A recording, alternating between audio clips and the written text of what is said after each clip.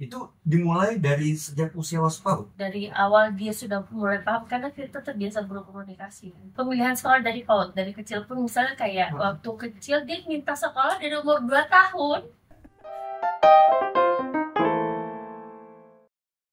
Hai T-Parents, senang sekali saya Bayu Oktar kembali menyumpai Anda tentunya di Bincang Inspiratif bersama Tanoto Foundation. Ini adalah podcast tempat berbagi inspirasi seputar kesehatan ibu dan anak, edukasi, beasiswa, dan juga tips parenting. Nah, hari ini yang sudah hadir di studio adalah seorang public figure, iya, penyanyi, iya, lalu kemudian content creator, iya, dan itu juga ibu dari 4 orang anak yang anak-anaknya punya karir, punya prestasi di dunia akademis yang luar biasa. Sudah hadir Ibu Riafinol, tetap nama lengkap. Ada Kakak Nola. Apa kabar Ibu Nola? Alhamdulillah baik. Terima kasih loh sudah meluangkan waktu hadir di sini. Thank you so much. Nah, jadi T-Parents, Kakak Nola ini dengan sang suami, dengan konten The Baldisnya, itu menjadi inspirasi buat banyak orang tua, termasuk saya dan istri, karena bagaimana kedekatan mereka bersama anak-anak menciptakan suasana yang positif, sehingga anak-anaknya dari sisi akademis oke banget. Karena anak saya pernah satu sekolah dengan salah satu anaknya Kakak Nola, dan juga prestasi non akademisnya tahu sendiri, Naura, dan sekarang Evan juga udah ngeband, Neona juga ya, Neona juga nyanyi juga. Yang keempat adalah Nakea. Bagaimana sebenarnya pola pendidikan yang dimulai sejak awal? Karena hari ini kita akan bahas mengenai bagaimana Nola mendampingi putra-putrinya pada saat masuk usia PAUD, pendidikan anak usia dini. Buat Anda, T-Parents yang mungkin punya pengalaman sama, silakan boleh komen, langsung berdiskusi, bertanya, monggo. Tapi saya mau ngobrol dulu nih. Sekarang kan ada banyak anak-anak udah besar. Naura bisa dibilang bisa dibilang punya kehidupan sendiri nggak sih? Seperti apa ya? Iya, maksudnya segala sesuatu diputusin sendiri. Oh iya. Oh iya? Tapi bagaimana?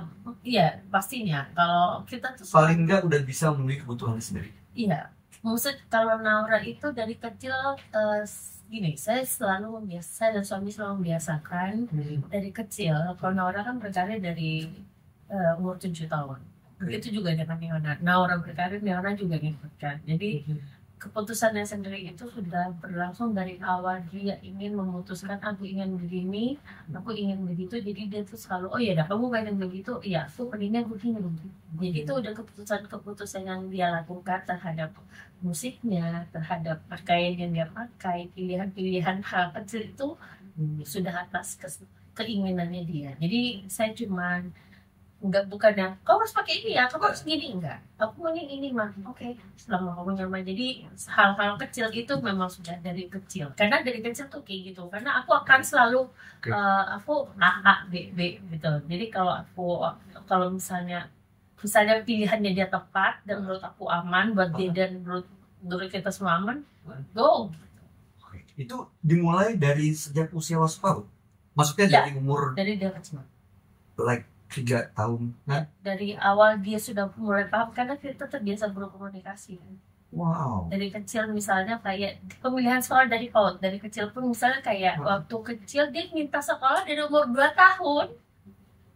Minta sekolah dari umur 2 tahun? Iya. Jadi dari umur 2 tahun dia minta sekolah. Jadi aku bilang, ini masih main-main loh. Masih sekolah itu, aku juga pada saat itu kan baru menjadi orang tua. Jadi aku juga belum paham nih konsepnya sekolah umur 2 tahun itu seperti apa.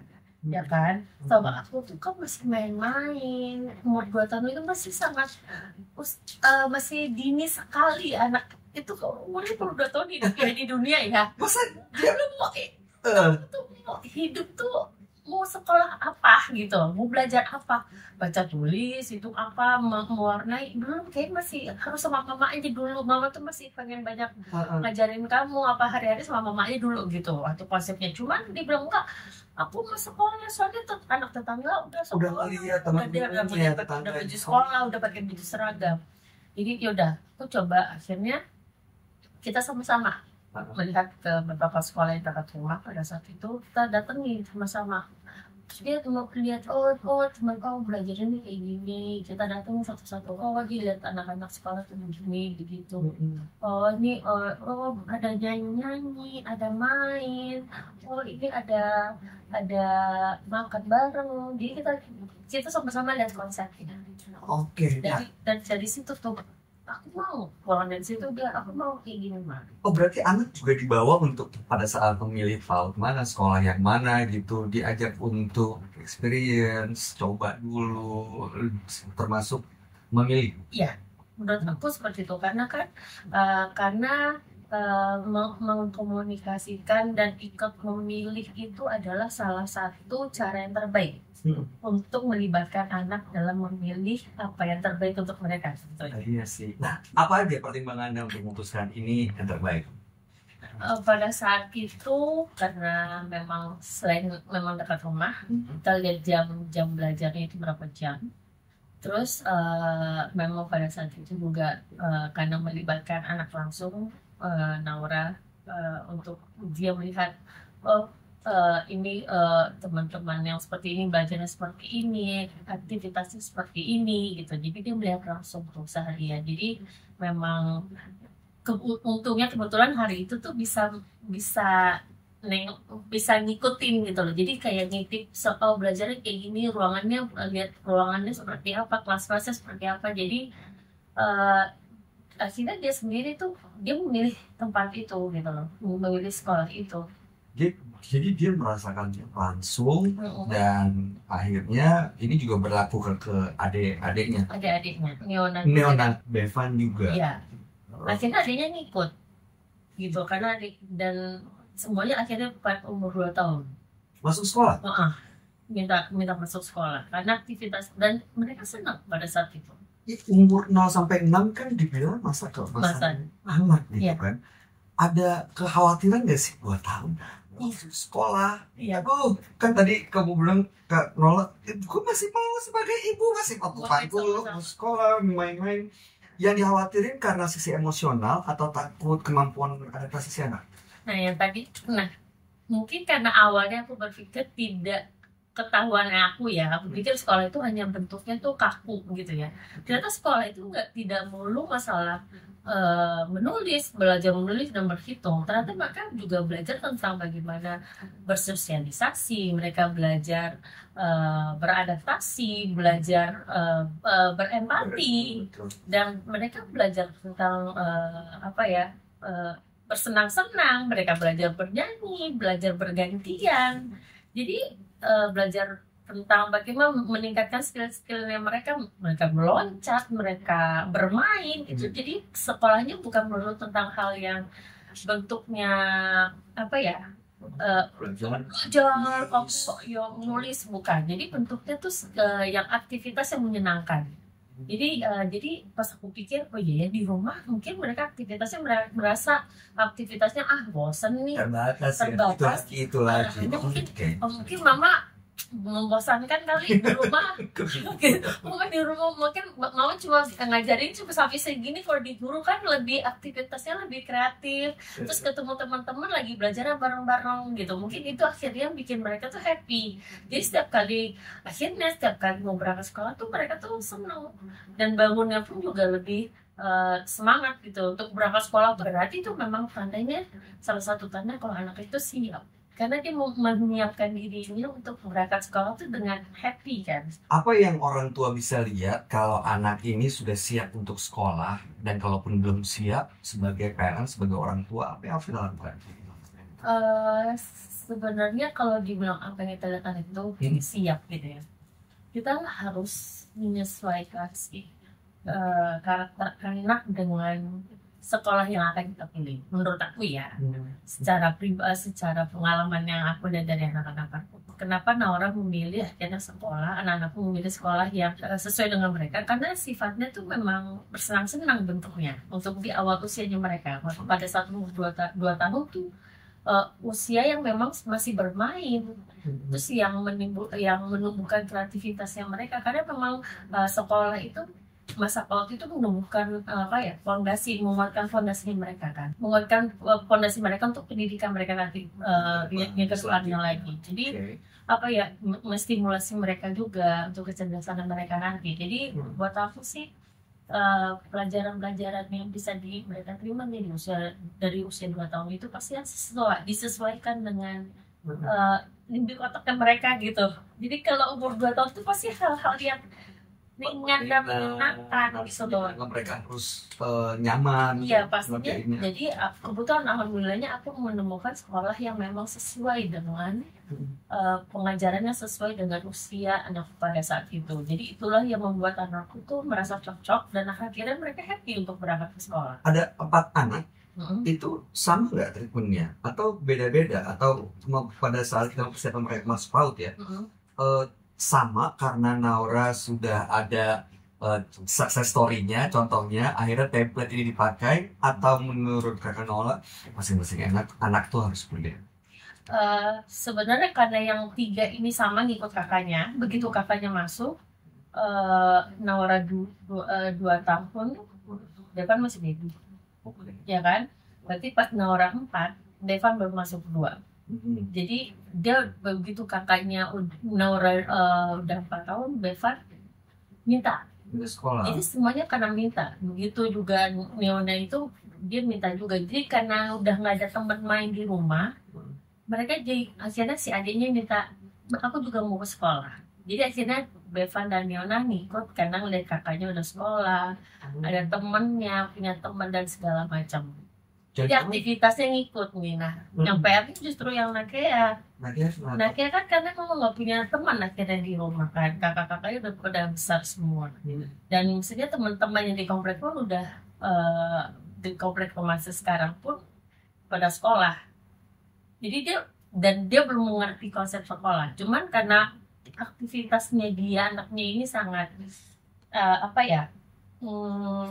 sangat aktif sekali. Jadi dia tuh kayak ruang bermainnya dia tuh kayak udah merasa sempit. Jadi kayak aku bosan, udah mulai protes. Aku bosan di rumah, aku tuh kayak di rumah terus, aku tuh pengen pergi, aku tuh pengen main. Dan aku perhatikan setiap kali kalau kita pergi atau kita pergi ke mall, aku ajak dia ke playground dan segala macam, dia selalu ngajakin anak-anak itu kenalan. Hah?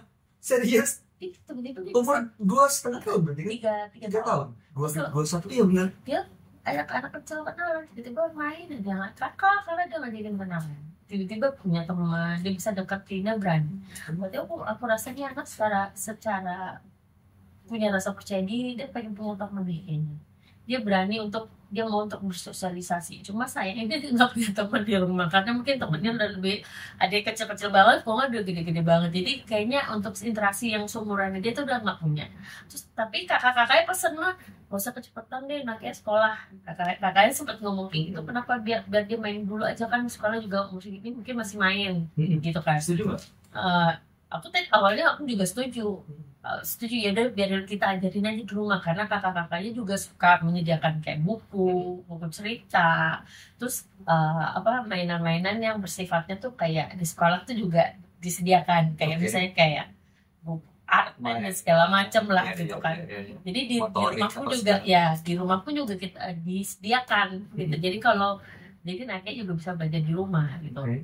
Cuman karena mungkin dengan kegiatan masing-masing jadi kita nggak telaten gitu ya. Tetap terus akhirnya dia bilang coba deh kita coba tes iseng bahwa Nadia coba daftar sekolah gitu, karena dia udah pas begitu nemenin kakaknya ke sekolah, dia ngeliat tuh ada anak kecil botak. Terus dia bilang, itu mau kemana? Itu temennya dia mau sekolah. Itu dia sekolah gitu, dibawa pakai seragam, itu udah TK kayak TKA. Iya, ya mau dibilang gitu. Dia belum ngerti konsepnya kan, dia lihat anak kecil pakai seragam TK, pakai backpack. Ya mau. Oh, ya mau sekolah. Iya mau. Ya anak kecil kan biasa minta aja kan gitu kan. Ya udah nanti kita coba tanya-tanya ya gitu. Udah terus coba tanya deh. Aku aku sama suamiku kita ke sekolah, kita coba survei, ajak Nake ya. Jadi memang salah satu tips menurut aku ya buat orang tua kalau memang eh, ingin anak biar paham, anak-anak biar dunia sekolah Biar muncul keinginannya ini gitu. untuk PAUD tuh misalnya diajak anaknya untuk Ngeliat langsung. Oke. Biar diperkenalkan kan ini sekolah tuh seperti ini loh, biar nanti mereka nggak kaget kan. Apakah kita juga bisa lihat apakah mereka tertarik untuk nanti belajar di sini, ini aktivitasnya seperti ini, bertemu dengan guru-guru, bertemu dengan dia ngeliat ruangannya, dia nanti tahu aktivitas seperti ini, apakah nanti kalau bisa kita tinggal dia dengan guru-gurunya, apakah dia mau berinteraksi seperti itu. Tapi kan pendidikan anak usia dini atau PAUD itu kan bisa dibilang dari umur 3 tahun ya, ya 2,5 tahun masuk ke 3 tahun. Sebagai orang tua seperti tadi kamu bilang, yang kita harapin mereka belajar ada empati, belajar berinteraksi, belajar nanti saraf motorik apa segala macamnya. Begitu dia masuk PAUD, pengalaman kakak-kakaknya, apa perubahan yang terasa banget yang kamu lihat gitu, Kak Nola? Bener nggak apa yang diharapin itu ternyata emang ada didapetin di sekolah, dia lagi begini, perubahan itu apa? Ada disiplinnya, ada secara emosionalnya ada. Misalnya bangun pagi jelas, jadi dia bisa mengatur jadwalnya sendiri, disiplin dia punya yang dari kakak-kakaknya ya. Terus dia tahu tanggung jawabnya dia. Sekarang misalnya kayak dia tahu kalau misalnya kalau sebelum dia sekolah kan dia udah waktunya tuh udah berantakan aja lah. Kalau misalnya kalau udah sekolah kan dia tahu harus tidur jam sekian, besok karena aku harus sekolah. Terus bangun pagi juga nggak cranky karena dia tahu aku harus sekolah, aku harus bangun pagi gitu. Terus berangkat sekolah, pulang, dan jadi mereka bisa lebih mengatur waktu, lebih paham hal-hal yang kita pikir anak-anak kecil nggak ngerti nggak apa-apa gitu, nggak ngerti nggak apa-apa gitu. Tapi itu kan hal-hal kecil yang mereka bisa. Kalau di sekolah kan diajarin ya harus baris untuk ini, antri satu-satu, bagaimana harus ini kayak gini nih, saling dulu sama guru. Itu kan sebenarnya tanpa disadari tuh ngajarin anak-anak kebiasaan-kebiasaan yang dibentuk sama guru di sekolah setiap hari sama gurunya, itu kan akan membentuk kebiasaan-kebiasaan yang akan mau nggak mau tuh akhirnya tuh tertanam di diri anak, dan itu akan menjadi kebiasaan setiap hari yang mereka akan lakukan dan kebentuk juga di luar sekolah kan gitu. Oke. Nah begitu di luar sekolah, maksud aku ada di rumah nih, kan ya pasti ada pembagian peran antara Nola dengan sang suami. Perbedaan perannya di mana? Karena tadi Nola bilang ya kita nggak bisa ngajarin terus-terusan, berarti kan ada juga nih pendampingan dari orang tua kan buat anak. Ada perbedaan peran nggak antara suami dan istri? Enggak sih, sama-sama karena dia harus bareng, harus. Kalau aku sama suami sih selama ini beruntungnya suamiku juga concern juga ya, dia tuh juga kompak untuk kita tuh sama-sama tuh harus satu lah. Kalau enggak kan nanti anaknya bingung, paling masih kecil kayak gini anaknya. Jadi kayak kemarin sama dulu ya, sama dulu kayak kemarin kita tuh untuk survei sekolah aja, aku sama suami mengusahakan untuk sebelum dia berangkat kantor kita tuh bareng-bareng untuk survei dulu, kita cari tahu dulu, ngobrol dulu sama gurunya, kita nganterin anaknya dulu gitu loh, untuk biar dia merasa, kita memastikan dia nyaman nggak di sini, dia suka nggak ya sama lingkungannya gitu. Dari situ tuh kita bisa tahu juga dapat arahan seperti apa dari gurunya, sekolahnya seperti apa, nanti kalaupun di sini tuh ketentuannya seperti apa, rulesnya seperti apa. Jadi tuh di situ kita juga bisa terapin ke anak ya. Jadi aturan-aturan dari sekolah pun kita udah pegang, kita juga bisa kasih pengertian lagi ke anak ya, lagi yang sama. Jadi jadi nggak ada yang, jadi apa ya, garis merahnya tetap kita pegang gitu loh, dari sekolah kita bawa juga ke rumah. Jadi aturannya itu tuh nggak ada yang beda gitu. Wah ini sebenarnya kalau bisa sih semua sekolah punya ya standar yang sama seperti ini, karena usia itu kalau pada saat dia happy, moodnya oke, jadi semangat untuk mendapatkan nilai-nilai atau ilmu yang baru. Tapi banyak juga sekolah yang masuk SD udah harus bisa baca, tulis, hitung, udah bisa calistung. Jadi di TK tuh Heeh. udah di banyak tugas-tugas seperti itu, bahkan sampai bawa PR ke rumah. Tanggapan kamu gimana mengenai tes Calistung saat masuk SD? Kalau aku sih tidak mengharuskan itu ya, Nggak ke anak-anak gitu ya? enggak sih. Oh, oke. Karena aku yakin pada mungkin nanti akan bisa pada saatnya itu. Bukan berarti ntar SMA nggak bisa Kalistung ya, Oh. jangan juga. Ada juga loh. Cuman maksudnya kalau untuk masuk SD, kalau aku maksudnya harus tes untuk Kalistung sih buat aku tidak mewajibkan sih kalau Nggak aku wajib pribadi ya. Berarti nanti pada saatnya, pada waktunya, Heeh. tapi pada saat masuk SD ya nggak harus. Nggak harus. Oke. Yang penting Yang udah happy dulu Iya, untuk happy. semangat belajar. semangat belajar. Karena kan itu lah tujuan PAUD itu kan gitu lah, membangun fondasinya mereka untuk semangat belajar, menumbuhkan apa ya, kreativitas mereka, kesukaannya mereka terhadap belajar, biar mereka nanti begitu SD mereka tuh udah cinta dengan rasa belajar itu sendiri. Cinta dengan rasa belajar itu sendiri dimulai dari fondasi yang dapatkan pada saat PAUD. Iya. Kayaknya kalau aku lihat ya Naura prestasinya akademik oke, nyanyi di dunia, ya karirnya juga sekarang sudah terbangun, sudah established lah, nyanyi di dunia entertainment juga. Lalu Neona Neona nyanyi sekarang di syuting film juga. film juga. Devan Devan dengan bandnya, ya masih masih band-band sekolah lah dia. kuliah juga diterima diambil Teknik komputer. teknik komputer bosku, keren tuh parents. Nah nanti Nakea juga harapannya bisa mengerti kakak-kakaknya. Fondasi yang ditanamkan di rumah tuh apa sih? Wah, buat tuh aku terus terang gini loh, pengen punya anak yang secara akademis nilainya oke, Iya. tapi jangan cuma akademis doang dong, di luar juga oke gitu. Apa yang ditanamin? Iya. Karena ngeliat mamanya kalau Rasa percaya diri mereka sih, ditanamin percaya diri itu dulu ya. dikasih ruang sih buat untuk mereka untuk bisa bertumbuh, yaitu dengan apa ya, distimulasi. Itu dia, distimulasi dari kecil sebenarnya. Dikenalin Eh, dengan profesi-profesi itu.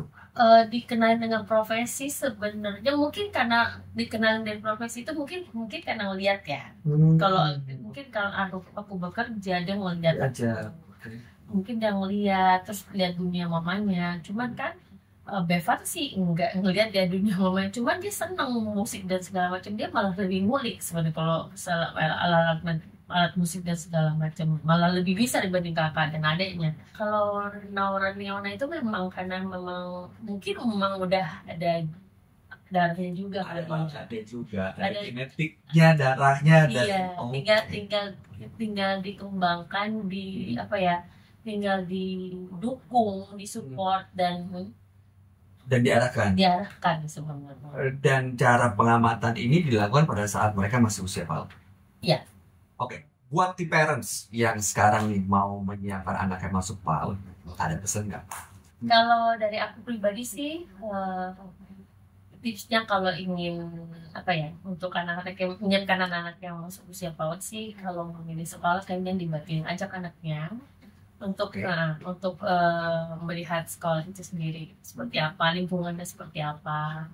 Terus toilet training juga pelan-pelan tuh diajarin. Iya. Itu tuh penting, karena nanti itu di sekolah kan, jadi kan lingkungannya takutnya teman-temannya udah ada yang nggak pakai diapers kan, terus sementara dia pakai, pasti dan takutnya itu jadi satu hal yang bikin aku punya teman nggak pakai, aku masih pakai. Itu mungkin teman-temannya kamu kayak gitu-gitu tuh, hal-hal yang mungkin bisa jadi apa ya, bikin dia malu dan segala macam. Dari sekarang tuh dikomunikasiin aja, yuk belajar pelan-pelan, yuk lepas diapersnya yuk. Aku juga udah pelan-pelan kayak gitu, nanti teman-teman di sekolah tuh kayaknya udah belajar pelan-pelan juga loh gitu.